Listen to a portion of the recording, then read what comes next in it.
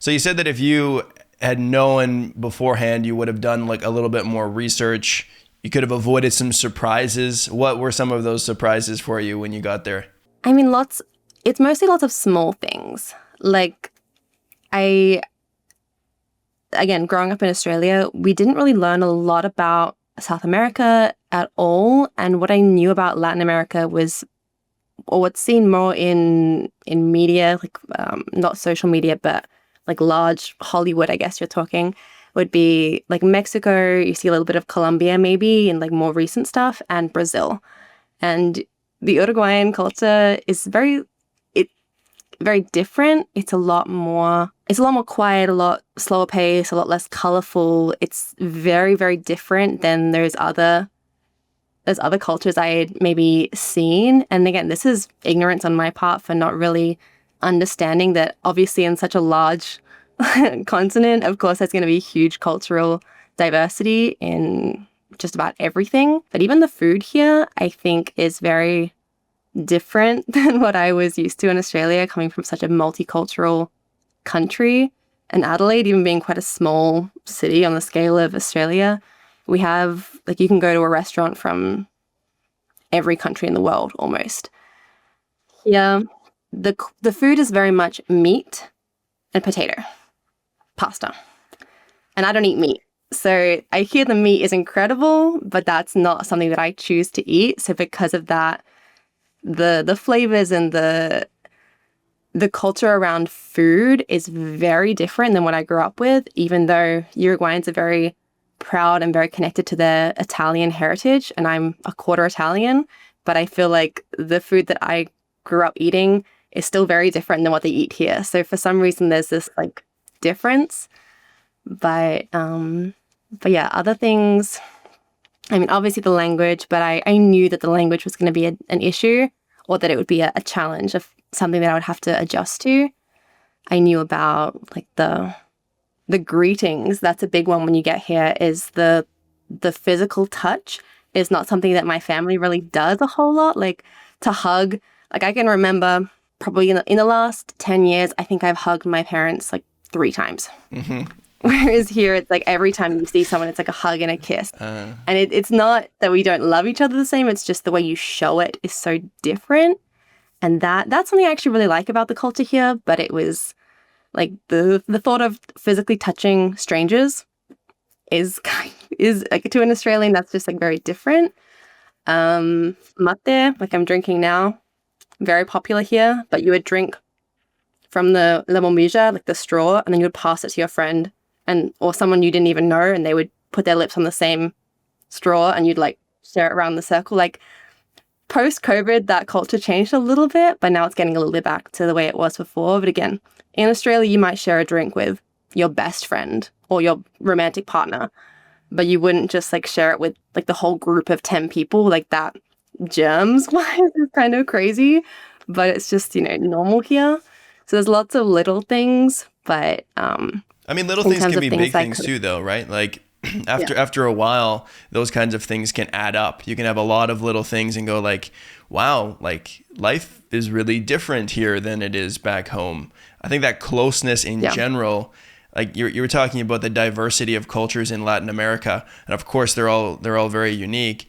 But I think that closeness, that kind of touchy-feely, kind of the greetings, those seem to be universals in Latin America. Yeah. Whether I talk to people that are living in, Mexico or Colombia or Argentina or Uruguay, Brazil, that everyone kind of says the same thing. And I think that depending on what your personality is like and your home culture, that can be a challenge too. Because yes, it's like, okay, you do the greeting, you do the kiss on the cheek, you do the hug.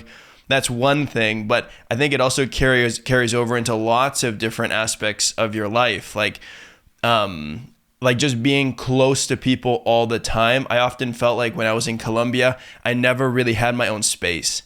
Like everyone was, there was always people like you'd share a room, and the people would be sharing a bed, like even like, with your aunt or whatever, people would like share a bed, or like there'd be rooms that don't have doors on them. And like, and it's a beautiful thing how connected everybody is, and how like they're not shy to be with each other, like in kind of an unfiltered way. Go to a restaurant and like, oh, I ordered this thing and you ordered that thing, but I'm going to give you some of my food and I'm going to take some of your food. And there's kind of an expectation that you're going to share.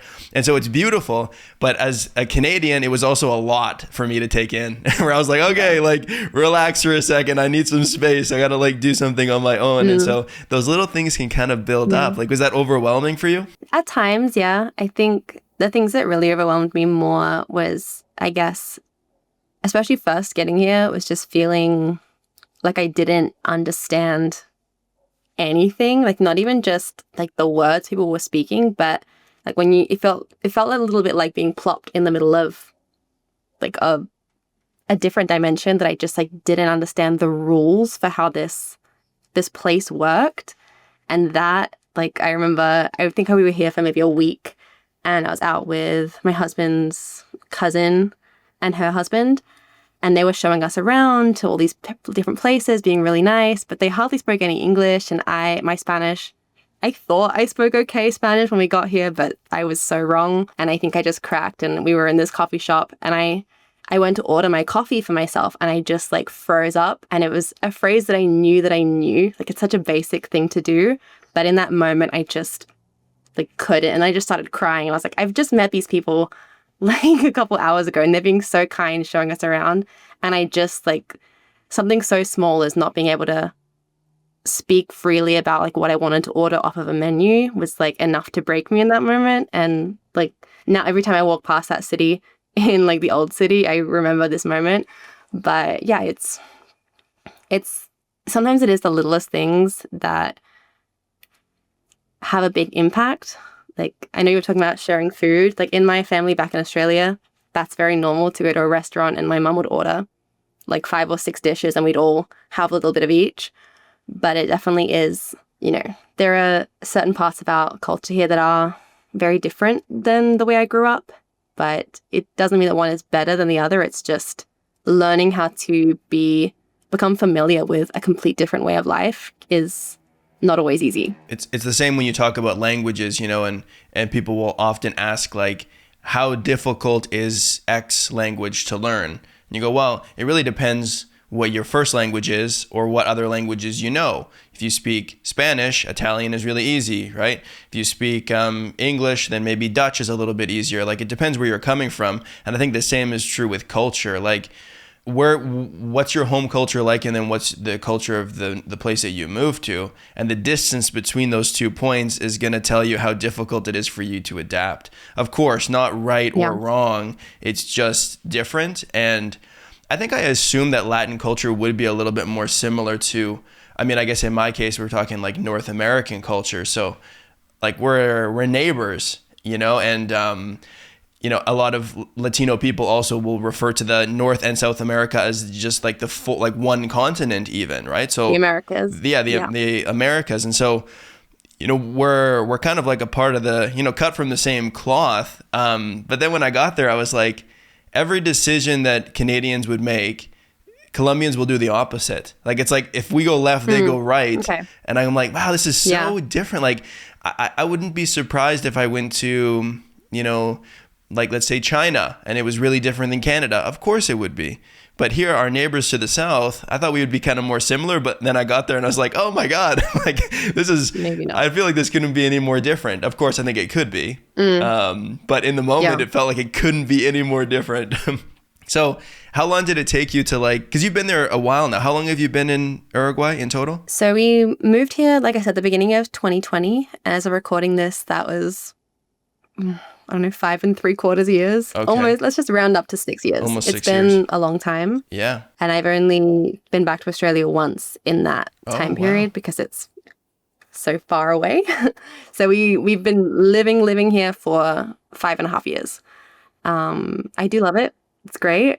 But yeah, there's lots of, and I think Uruguay, especially I feel like if you were to compare it to countries like Colombia, it's like Uruguay it's part of South America, but being so far south, Uruguay and Argentina both are they're very proud of this fact. They love to call themselves European, which is kind of funny to think about, like, oh, maybe problematic to think, like, why do you want to be so considered European as compared, like why do you feel so passionate about being known as European as opposed to Latino?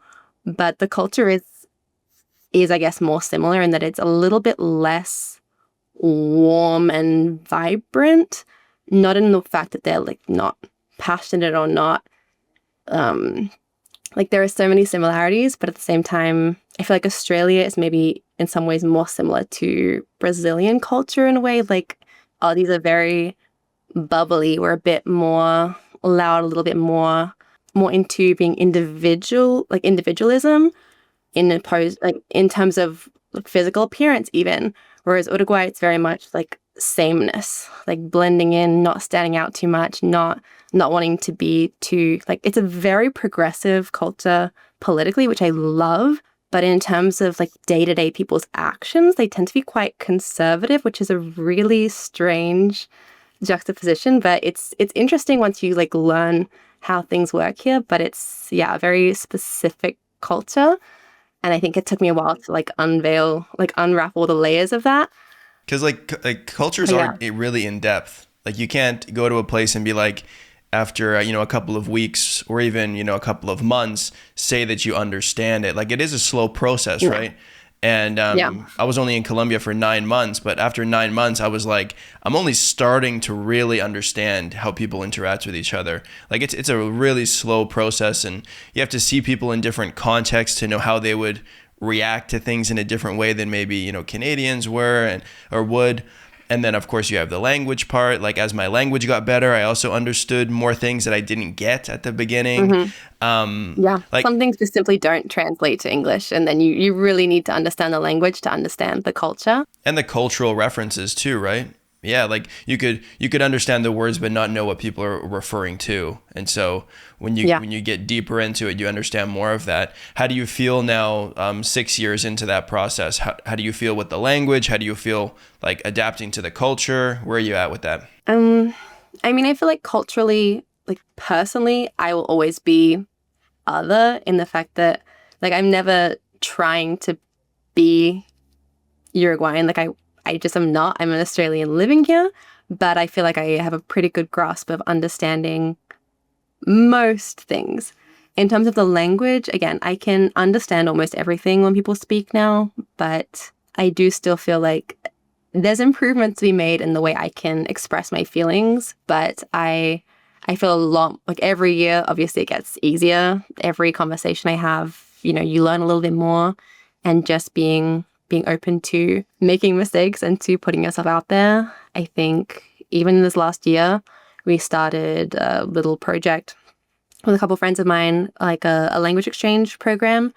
So every Saturday we meet up, and it's a good opportunity to speak with locals and to help other people who maybe in my experience, but 5 years ago, because I felt like moving here, it was really challenging to meet people. And so now we've created this space that I wish I had when I first got here. Because, I mean, granted, it was the pandemic, so we physically were unable to make friends and leave the house for a long period of time. But even when that was over, it was trying to learn where to go to meet other foreigners or to meet locals in a way that was natural without joining. Like, I'm not really a big sports person, and without joining a sporting club. Like, I joined a volleyball club for a while just as a way to meet other people and to do things. But it definitely was a slow process. Like I say we've been here almost 6 years, but really that first year we could have been anywhere in the world. My Spanish consisted with walking to the grocery store and talking to the checkout person and then coming home again. So it, in terms of understanding and wrapping the culture, we didn't really get to do anything for a long time. But now, in the last 4.5 years, it's been every month just trying to do more, understand more, talk to more people, spending more time with my in-laws and their family, and it gets easier. Yeah, it's kind of it's a process, right? It's a long process, understanding a culture and especially a language, but you do see improvements. And I think you've also been in that environment for so long without leaving, right? And so there's probably a lot of improvements that you've made that you don't see because you're living it. They're incremental over time. Yeah. But then if you look back, you go, oh yeah. Like I remember when I went to Colombia, I think it was the second trip. I went for 4 months the first trip and 5 months the second trip. And I still thought like my Spanish sucks, like I don't communicate well with people. And then my sister came to visit us from Canada for a week, and we were like going around with her, and I just would see her like interacting with people and trying to do things in Colombia, and I was like, oh, like that's where I started. And now 9 months later, I feel like I actually kind of understand what's going on, and I can order the empanada for us, and I can ask about the flavors of juice that they have at this restaurant. And I Which seem like small things, but it really is a huge, like being able to do simple things like that makes an incredible difference in your everyday experiences, not having to rely on, like, again, I'm sure you had your partner there with you, but being able to do things on your own without being like, oh, hey babe, can you answer the phone for me? Can you do this? Can you help me out? It's like having the autonomy to go and do all that on your own, or being able to even help somebody else out, makes you feel, I don't know, it's a sense of pride and kind of gaining your independence, and becoming someone who can actually interface with the country that you're in. So yeah, helping out my sister and translating things for her, I didn't always get everything right, but it showed me how much I had learned. And without that example, because before that, for months, the only people I had to compare myself with were Colombians. So like, did I speak as good as they did? Of course not. I was always going to be like, and maybe you never will. I probably never will. I was always going to be the lower kind of like, I was the one that had the least like, fluent Spanish. And then when I saw an example of someone else who had just come to the country for the first time, I realized how far I had come. And so there's probably lots of things like that for you too, where, if you looked back 6 years, it's like, oh my God, like, I'm sure you've learned a ton.